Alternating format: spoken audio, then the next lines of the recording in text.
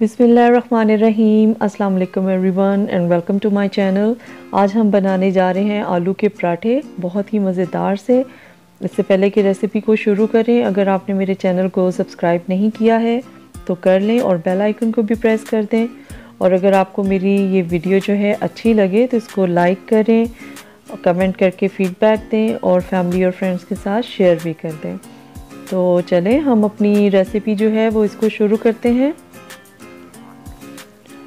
चलें, यहाँ पर एक पॉट के अंदर मैंने तकरीबन मीडियम साइज़ के आलू जो हैं वो डाल दिए हैं। 6 आलू हैं ये, और इतना पानी हमने लेना है कि जिसके अंदर ये आलू आसानी के साथ बॉईल हो सकें। तो इसको हम पार्शली कवर करेंगे बर्तन को, और मीडियम टू हाई फ्लेम की तरफ रख कर स्टोव को, फ्लेम को, तो इसको हम बॉईल कर लेंगे इन आलूओं को।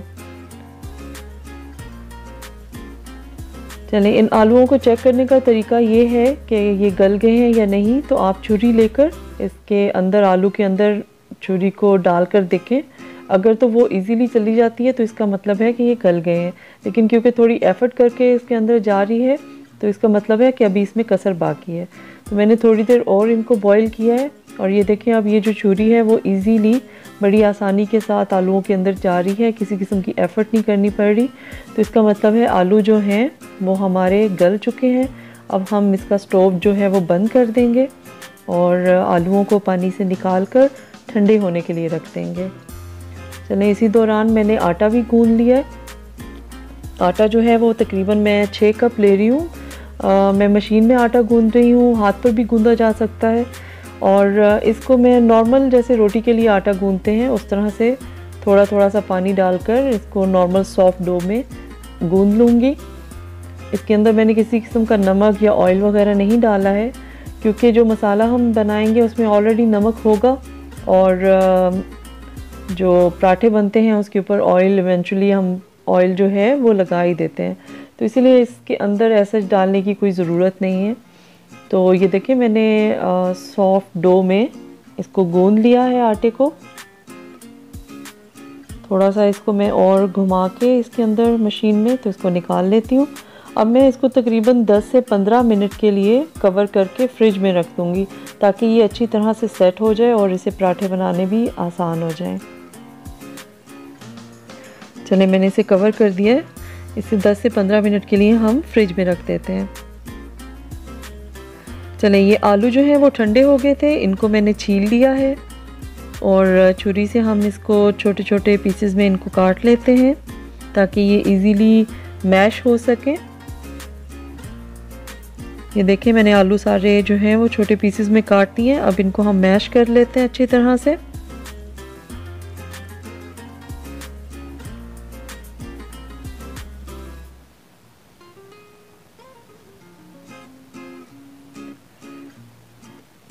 चलें, ये सारे आलू जो हैं इनको अच्छी तरह से हम मैश कर लेंगे। यहाँ पे मैंने सारे आलू जो हैं वो मैश कर लिए हैं। तो इनको अब हम इसके अंदर स्पाइसेस और वेजिटेबल्स डाल देते हैं। सबसे पहले मैं प्याज डालूँगी। प्याज मैंने 3 मीडियम साइज़ के प्याज, उनको बारीक काट के तो ये डाल दिए हैं इसके अंदर। इसके साथ ही हम इसमें डालेंगे टमाटर। 1 अदद टमाटर मीडियम साइज़ का, वो भी छोटे पीसेस में चॉप करके वो भी मैंने डाल दिया है। 4 से 5 अदद हरी मिर्चें बारीक कटी हुई, ये डाल देंगे हम इसमें।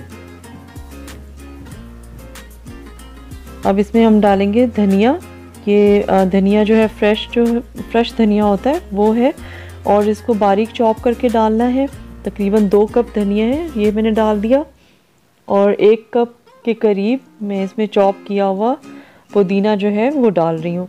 पुदीने से इसमें बहुत अच्छी एक खुशबू और टेस्ट आता है, तो ये आप ज़रूर डालें।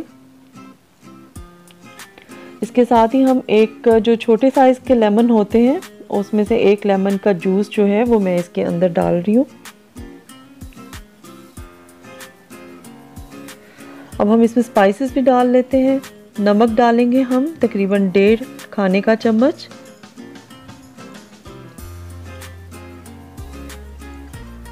लाल मिर्चों का पाउडर जो है वो डालेंगे तकरीबन 1 खाने का चम्मच। साथ ही हम कुटी हुई लाल मिर्चें डाल देंगे, तकरीबन 2 खाने के चम्मच।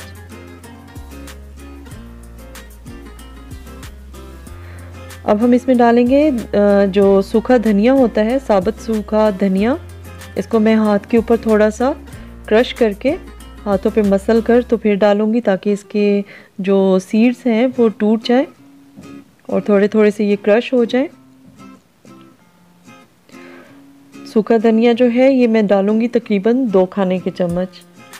1 चम्मच मैंने डाल दिया है और ये दूसरा चम्मच है, इसको भी मैं इसी तरह हाथ पे मसल कर तो इन सीड्स को इसमें डाल दूंगी।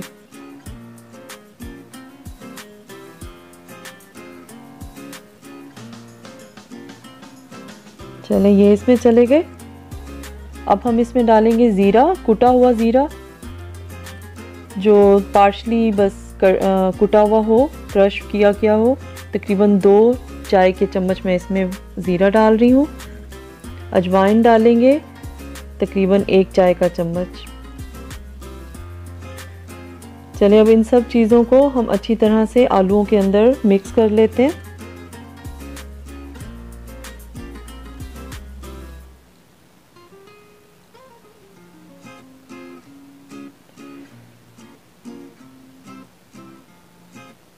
ये देखें मैंने इसमें आलूओं के अंदर मसाला जो है अच्छी तरह से मिक्स कर लिया है।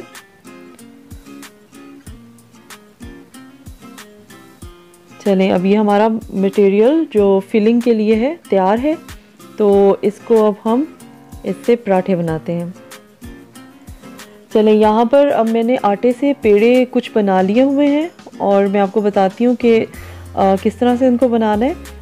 एक पराठा जो हम बनाएंगे उसके लिए हमें 2 पेड़े चाहिए, तो इस पे डिपेंड करता है कि आपको किस साइज़ का पराठा चाहिए, तो आप उसी साइज़ के हिसाब से आप छोटे या बड़े पेड़े बना लें। ये देखिए मैंने एक बनाया है और अभी मैं दूसरा बनाऊंगी। थोड़ा सा आटा लेंगे, इसको खुश्क आटा लगाएंगे और इस तरह से हाथ पे फोल्ड करते हुए हम इसका एक छोटी सी बॉल बना लेंगे।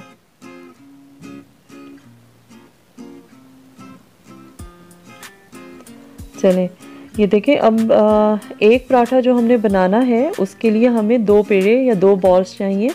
तो अगर ये 3 पराठे मैंने बनाने हैं तो उसके लिए मैंने 6 बॉल्स बना ली हैं। ठीक है, ये आपके ऊपर डिपेंड करता है कि आपको छोटे साइज़ के पराठे चाहिए या बड़े साइज़ के चाहिए, तो आप उसी हिसाब से साइज़ छोटा या बड़ा इनका कर सकते हैं। तो चलें अब हम पराठे बनाते हैं। एक पेड़ा लेंगे, इसको हम खुश्क आटा लगाकर तो इसको फ्लैट कर लेते हैं। आप चाहें तो हाथ से भी कर सकते हैं और चाहें तो रोलिंग पिन से भी कर सकते हैं। चले मैं इसको रोलिंग पिन से कर रही हूँ और आपने इसके जो किनारे हैं उनको ज़्यादा बारीक कर देना है। चले ये एक छोटी सी रोटी की शेप में मैंने बना लिया है। इसको अब मैं रख दूँगी साइड पर और दूसरा पेड़ा जो है उसकी एक छोटी सी रोटी मैं बना लूँगी।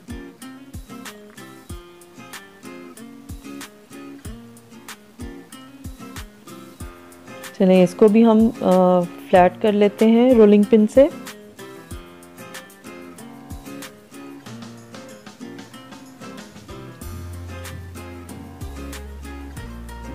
ये देखें इसकी भी एक छोटी सी रोटी बन गई है। थोड़ा सा इसको हम फैला लेते हैं हाथ से।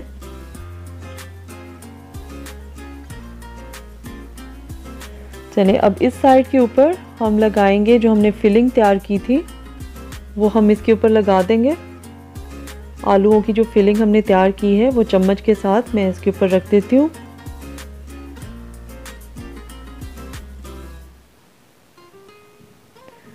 ये भी आपकी अपनी मर्ज़ी है कि आपको ज़्यादा फिलिंग चाहिए तो आप ज़्यादा रख लें इसके ऊपर, कम चाहिए तो इसको कम कर लें। अच्छी तरह से हम इसे स्प्रेड कर देते हैं। चलें ये हो गया। अब इसके ऊपर हमने जो सबसे पहले रोटी बनाई थी एक जो छोटी सी, उसको हम इसके ऊपर डाल देंगे इससे इसको कवर कर देंगे और जो किनारे हैं इनको हम प्रेस करते हुए हाथ से सील कर देंगे।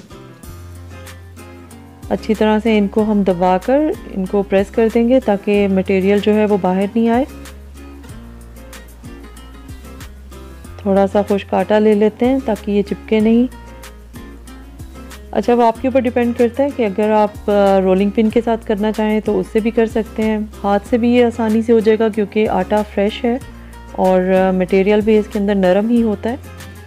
तो मैं इसको हाथ से थोड़ा फैला लूँगी। आप चाहें तो रोलिंग पिन से भी हल्के हाथ से आप इसको फैला सकते हैं। तो चलें, अब हमने इसको फ्लैट कर लिया हुआ है। इसको उठा के तो अब हम तवे के ऊपर डाल देते हैं। तवा जो है वो मैंने मीडियम फ्लेम पर ही गरम किया हुआ है। ज़्यादा हाई फ्लेम आपने नहीं रखना है क्योंकि इस तरह से पराठा जो है वो जल सकता है। मीडियम हीट पर आप इसे बनाएं तो ये बहुत अच्छे तरीके से अच्छा सा पराठा बनेगा।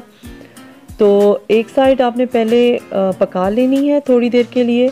जब वो थोड़ी सी पक जाए, जैसे ये अब नज़र आ रही है, तो इसको फ्लिप कर देना है और दूसरी साइड को हमने थोड़ी देर के लिए पका लेना है। ऑयल अभी इस पर नहीं लगाना। अब जब हमने दूसरी साइड हमने पका ली है तो इसके ऊपर अब हम ऑयल लगाएंगे। इस तरह ये होता है कि पराठा जो है वो बहुत अच्छा और क्रिस्पी सा बनता है, बहुत ज़्यादा ऑयल एब्जॉर्ब नहीं करता है। ये देखिए, तकरीबन 2 टेबलस्पून के करीब मैंने इस पर ऑयल डाला है।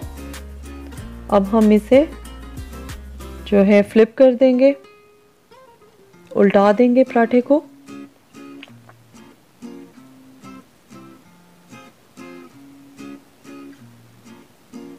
चलें, ये मैंने इसे उल्टा दिया। अब इसको हम जिस तरफ हमने ऑयल लगाया था उस तरफ से हम इसे अच्छी तरह से पकने देंगे। ये देखिए, इस तरह से आप स्पैचुला से इसको दबाकर पका सकते हैं ताकि इसको अच्छी तरह से हीट लग जाए।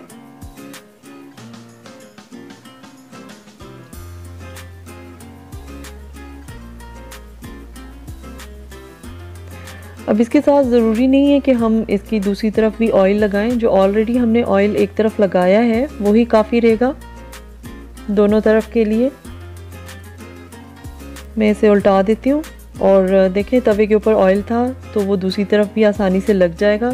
तो हमें दोनों तरफ अलग-अलग ऑयल लगाने की ज़रूरत नहीं है। सिर्फ एक साइड पे आप लगाएं और वो दूसरी तरफ भी इजीली लग जाएगा। और ये जो मटेरियल हमने बनाया है इससे तकरीबन आपके 12 पराठे आसानी से बन जाएंगे। साइज़ पे डिपेंड करता है। अगर इस तरह के बड़े पराठे आपने बनाने हैं तो वो 12 बन जाएंगे और अगर छोटे बनाना चाहें तो वो तकरीबन 12 से 14 पराठे आपकी आसानी से बन जाएंगे।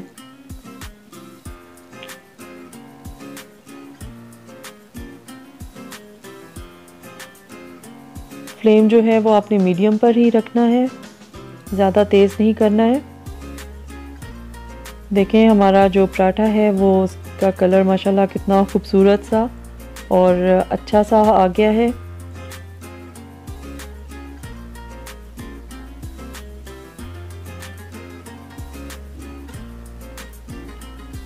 और मज़ेदार सा हमारा आलू का पराठा जो है वो तैयार है। अब बस थोड़ा सा हम इसको और सेक लेते हैं और फिर इसको हम तवे से उतार के सर्व कर देंगे। आप इसको चटनी के साथ या चाय के साथ नाश्ते में सर्व करें। बहुत ही मज़े के पराठे बनते हैं इस तरह से। आप ज़रूर इस रेसिपी को ट्राई करें और बनाएं। और अगर आपको मेरी रेसिपी अच्छी लगे तो इसको लाइक करें और मुझे फ़ीडबैक ज़रूर दें